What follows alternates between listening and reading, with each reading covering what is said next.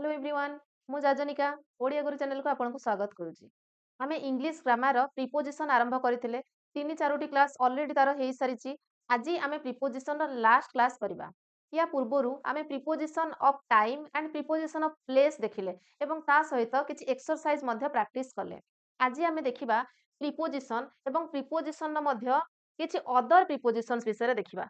Other prepositions भितरे कोन देखिबा देखंतु नंबर 1 होची मोड ऑफ ट्रावेल्स।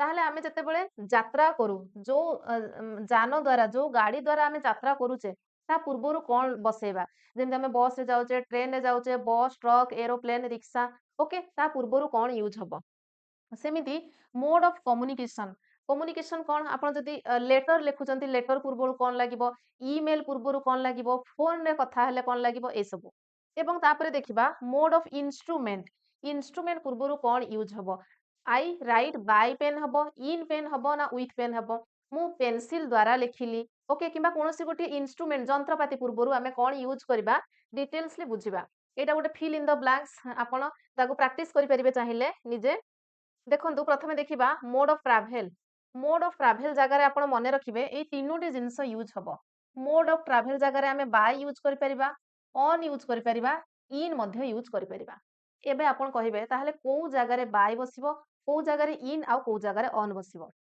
ठीक अछि आमे जनरल केस रे बाय बसेबा जनरल केस माने कोन जदि सेंटेंस अछि I I am going to school by dash okay simple sentence जोटा थिबो जे मु या द्वारा माने एई गाड़ी रे जाउची ताहले बाय बस बाय कार माने जेते भी मोड ऑफ व्हीकल अछि जेते भी जानवाहन अछि सबु पूर्वरु आपण आखि बंद करिके बाय बसेबे by bus by car by taxi by bicycle by air by aeroplane by land by road by ship by sea by rickshaw जेते भी मोड ऑफ ट्रांसपोर्ट अछि ता पूर्वरु आपण आखि बंद करिके बाय बसेबे ताहले एबे मनरे क्वेश्चन आसुची ऑन आउ इन कोठी बसिबो ताहले देखिबा ऑन को जगह रे यूज हबो ना गोटे स्पेसिफिक केस जगह रे आमे ऑन यूज करिबा कोन ना जदी से मोड ऑफ ट्रांसपोर्ट परे माने मोड ऑफ ट्रांसपोर्ट पूर्वरु जदी किछि गोटे आर्टिकल अछि आर्टिकल कोन आर्टिकल हमर ए आर्टिकल आन आर्टिकल द ए सब होची आर्टिकल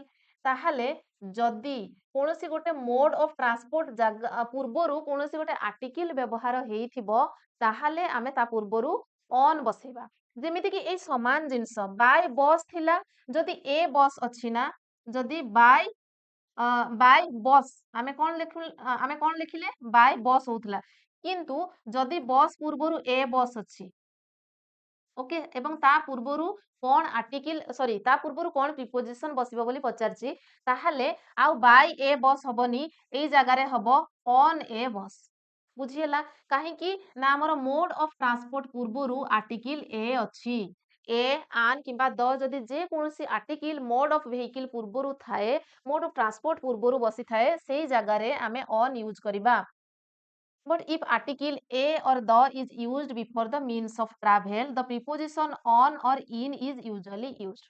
Okay, ଯେମିତି କି example ଦେଖିବା he went to college on the bicycle ଦେଖନ୍ତୁ bicycle ପୂର୍ବରୁ the ଅଛି article ଅଛି ସେଇଥିପାଇଁ on ବସିଲା on the bus ଏଇ ଜାଗାରେ ଆମେ ଖାଲି bus ଲେଖିଥିଲେ କିନ୍ତୁ ଯେହେତୁ the ଅଛି article ଅଛି ତେଣୁ ଆମେ କଣ କଲେ ନା on ବସେଇଲେ ओके सेमिति on the train on the rickshaw on the motor bike ए सब आ गोटे example he went to London on the बा a plane on a ship माने से उड़ा जहाज रे हो बुड़ा जहाज रे हो माने जे कोनोसी मोड ऑफ ट्रांसपोर्ट हो जे कोनोसी मोड ऑफ व्हीकल हो ता पूर्वरु आमे सब बळे बाय यूज करबा जदी आर्टिकल द किबा ए यूज हेइ थाए ताहले आमे ऑन यूज करबा बुझियला तापरे ताहले हां आ गोटे जिंस मने रखिबे एनिमल ले जदी ट्रैवल करूचंती सेठी मध्य हमर ऑन यूज हुए एनिमल ले ट्रैवल कले जदी आर्टिकल न बसिथिले भी एनिमल पूर्वरु ऑन यूज हुए ऑन हॉर्स बैक ओके एठी द किबा ए नाही किंतु ऑन यूज होची काहे कि ना एनिमल ले ट्रैवल कले हमें ऑन यूज करू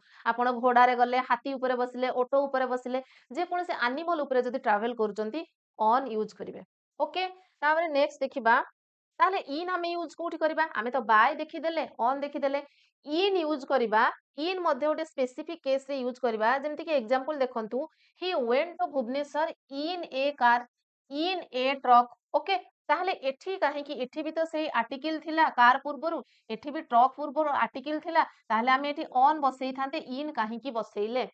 ଏଇ ଜାଗାରେ ଆମେ ଅନ୍ ବସେଇବା ନାହିଁ, ଇନ୍ ବସେଇବା। କାହିଁକି ନା ଏଇଠି ଗୋଟେ ଜିନିଷ ଆପଣ ମନେ ରଖନ୍ତୁ ଯେ ଯୋଉ ମୋଡ ଅଫ ଟ୍ରାନ୍ସପୋର୍ଟ, ଯୋଉ ଭେହିକିଲ ଭିତରେ ଆପଣ ସଞ୍ଚାରଣ କରିପାରିବେ, ଆପଣ ମୁଭମେଣ୍ଟ କରିପାରିବେ, ଚଲାବୁଲା କରିପାରିବେ, ସେଇ ଭିତରେ ମାନେ ଯଦି କରିପାରିବେ ନାହିଁ ସେଥିରେ ଆମେ ଇନ୍ ୟୁଜ୍ କରିବା। ଯେମିତିକି ଆମେ ଅଲଗା ସବୁ କ୍ଷେତ୍ରରେ ଅନ୍ ୟୁଜ୍ କଲେ କିନ୍ତୁ କାରରେ ଆମେ ଇନ୍ ୟୁଜ୍ କରିବା। କାହିଁକି ନା କାରରେ ଆମେ ଠିଆ ହେଲେ ମୁଣ୍ଡ ବାଜିବ, ଆମେ ଚଲାବୁଲା କରିପାରିବାନି ସେଇଥିପାଇଁ। Okay.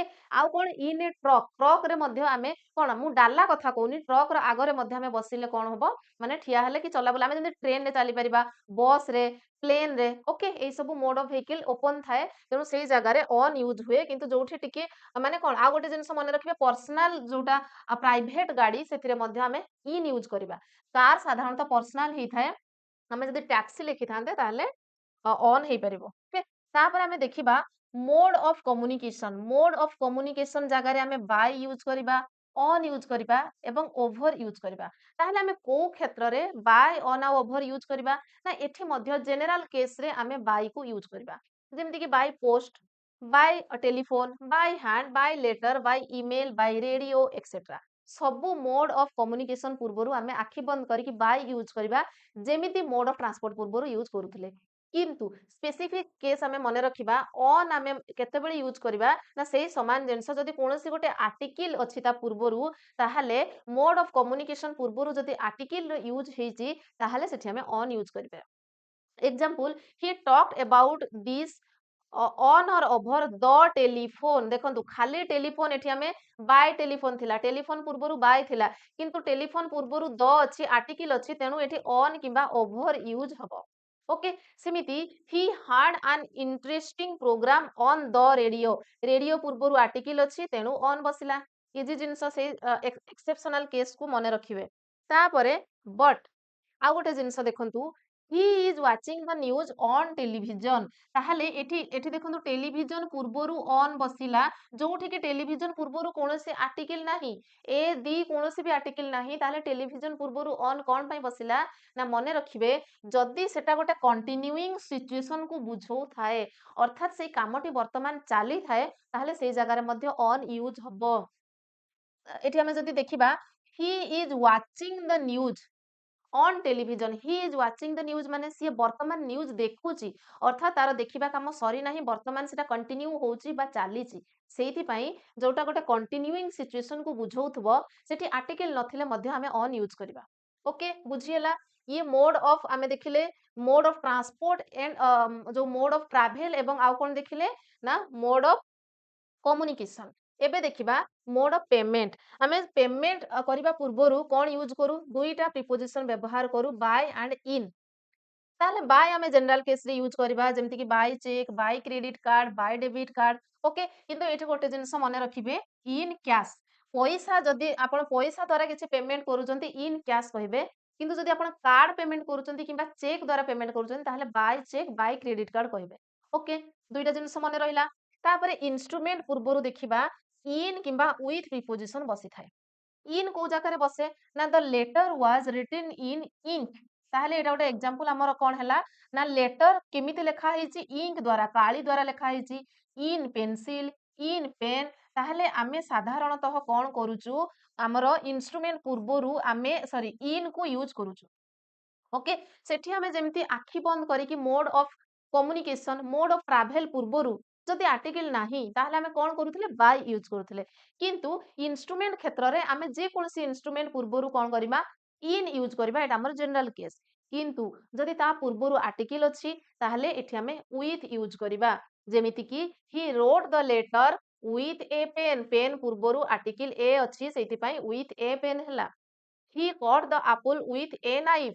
He saw the accident with his own eyes.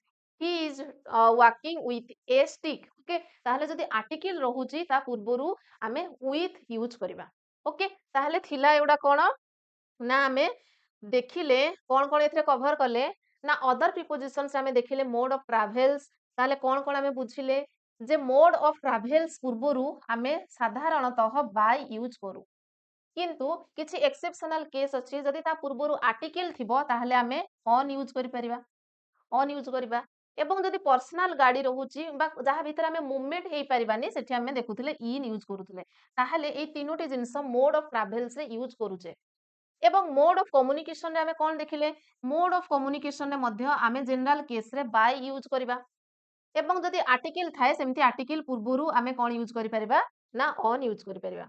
एवं एठी आउ गोटे जिंस थिला हमर जे आमे जते बेलकू आ गोटे टेलीफोन केस रे आमे देखिथिले टेलीफोन केस रे कोन देखिथिले देखंतु टेलीफोन रो गोटे स्पेसिफिक केस अछि जोथिरे कि आमे ऑन सहित ओभर एटा भी मने रखिबे ऑन सहित ओभर माने ऑन किंबा ओभर यूज करि परिबा। ओके मोड ऑफ कम्युनिकेशन रे एक्सेप्शनल केस रे बा स्पेसिफिक केस रे आमे कोन करिबा ना ऑन एवं ओभर को यूज करिबा। एवं आउ कोन देखिले मोड ऑफ इंस्ट्रूमेंट एठी हमर कोन थिला बाय यूज कले आउ कोन यूज कले ना ऑन यूज कले आउ ओभर यूज कले। सेमिति मोड ऑफ इंस्ट्रूमेंट पूर्वरु आमे देखिले जनरल केस रे आमे इन यूज करबा एवं एक्सेप्शनल केस रे स्पेसिफिक केस रे जदि ता पूर्वरु आर्टिकल लागि जे ताहले आमे विथ यूज करबा। ओके क्लियर एवं एटा लिभि गला एथिरे मध्ये हमर कोन रहि छि जनरल केस रे बाय ऑन एवं इन। ओके बास एतिकी ही जिंस एतिकी आमे बुझी गले एवं एबे लास्ट रे आमे सेही रिलेटेड गोटे एक्सरसाइज करबा जोटा कि आपणकर बुक रे देई छि 10 क्लास बही रे। एक्टिविटी आरंभ करबा। नंबर 1 कोन कहि छि ही वेंट टू अमेरिका से अमेरिका गले डैश एरोप्लेन आन एरोप्लेन अछि। जदि ओनली एरोप्लेन थांता ताहले आमे कोन करथांते ये मोड ऑफ ट्रांसपोर्ट व्हीकल पूर्वरु आमे बाय यूज करथांते किंतु जेहेतु आन अछि ता पूर्वरु आर्टिकल अछि तेनु एठी आमे ऑन यूज करबा। Then second question he went to Howrah dash the Coromandel express सी हावड़ा गला कहा द्वारा करमंडल एक्सप्रेस रे गला। ताहले एठी करमंडल एक्सप्रेस होची हमर मोड ऑफ व्हीकल एवं जेहेतु ता पूर्वरु आर्टिकल द अछि तेनु एठी मध्य आमे ऑन यूज करबा। एबे देखिबा 3 number he sent the books से बही पठेला डैश रजिस्टर्ड पार्सल ताहले एठी हमर कम्युनिकेशन अछि एवं कम्युनिकेशन जगह रे हमें कोन यूज करूथिले ना कम्युनिकेशन पूर्वरु जनरल केस रे हमें बाय यूज करूथिले एवं जेहेतु या पूर्वरु कोनोसी आर्टिकल नाही तेनु एटा हमर जनरल केस एवं जनरल केस जगह रे हमें बाय यूज करबा। 4 number question he dug the pit dash a shovel he dug the pit dash a shovel shovel कोन ना एटा गोटे कोदाଳ टाइप रो कांको भଳି गोटे इंस्ट्रूमेंट ताहले इंस्ट्रूमेंट पूर्वरु आमे कोन यूज करूथिले इंस्ट्रूमेंट पूर्वरु आमे दुईटा हमर प्रीपोजिशन यूज करूथिले इन एवं विथ इन आमे जनरल केस रे यूज करूथिले स्पेसिफिक केस रे विथ यूज करूथिले एवं जेहेतु ए सोभेल अछि आर्टिकल अछि तेनु एठी आमे कोन यूज करबा ना विथ यूज करबा he dug the pit with a shovel. Okay एबे देखिबा 5 number question he talk to his friend सी ता सांगो को कहिला बा कथा हैला सांगो सहित कथा हैला डैश टेलीविजन ये मोड ऑफ कम्युनिकेशन एवं मोड ऑफ कम्युनिकेशन जगह रे आमे कोन व्यवहार करूथिले आमे ऑन यूज करूथिले जनरल केस रे आमे बाय यूज करूथिले मोड ऑफ कम्युनिकेशन पूर्वरु बाय ऑन बा ओभर एटा हमर जनरल केस जेहेतु या पूर्वरु कोनोसी आर्टिकल नाही तेनु एठी आमे बाय यूज करबा। तापरे he paid his dues dash cash cash पूर्वरु मु कोन कहिथिली ना सबु पूर्वरु आमे by card by cheque okay card रे पेमेंट करले बाय यूज करथले किंतु पैसा रे जदी पेमेंट करबा सेथिरे इन व्यवहार करबा। एबे देखिबा 7 number question if you have not got any cash on you जदी तम सहित कोनोसी भी कैश तमे आनी ना हो you can pay dash cheque okay ताले चेक पूर्वरु कोन यूज हबो ना चेक पूर्वरु यूज हबो कोन हाँ हाँ एठी हमें इन हमें कैश पूर्वरु इन व्यवहार कले किंतु जे कोनोसी मोड ऑफ हमर जो ये रही जी पेमेंट रही जी ता पूर्वरु हमें बाय यूज करबा बाय चेक ओके तापर 8 number question the answer was written dash a pencil the answer was written dash pencil देखो सेम सेंटेंस बट एठी पेंसिल पूर्वरु गोटिए आर्टिकल बसिची एवं पेंसिल टा होची कोन हमर इंस्ट्रूमेंट जदि इंस्ट्रूमेंट पूर्वरु आर्टिकल बसी थाए ताहले हमें कोन यूज करबा ना विथ यूज करबा जदि आर्टिकल थाए एवं एटा जनरल केस पेंसिल पूर्वरु कोनोसी आर्टिकल नाही तेनु एठी हमें इन यूज करबा इन पेंसिल भाबुची सबु जाको क्वेश्चन आपण भलो भाबरे करि पारिथिबे एवं बुझिथिबे आपनकर गोटे क्लैरिटी आस्थिबो ओके ताले या सहित आजिर हमर प्रीपोजिशन क्लास टी कंप्लीट हैला। नेक्स्ट क्लास रे हमें कोन पढिबा देखिबा नेक्स्ट क्लास रे डायरेक्ट इनडायरेक्ट स्पीच हमें आरंभ करिबा। यार पीडीएफ मु टेलीग्राम चैनल रे प्रोवाइड करदेबी आपण चाहिए सेठी जाईकी प्रैक्टिस करेंगे। आज क्लास टी भल लगे लाइक करेंगे, सांग मानक शेयर करेंगे और चैनल नुआ थे चैनल को सब्सक्राइब करदेवे। Thank you. जय हिंद एंड जय जगन्नाथ।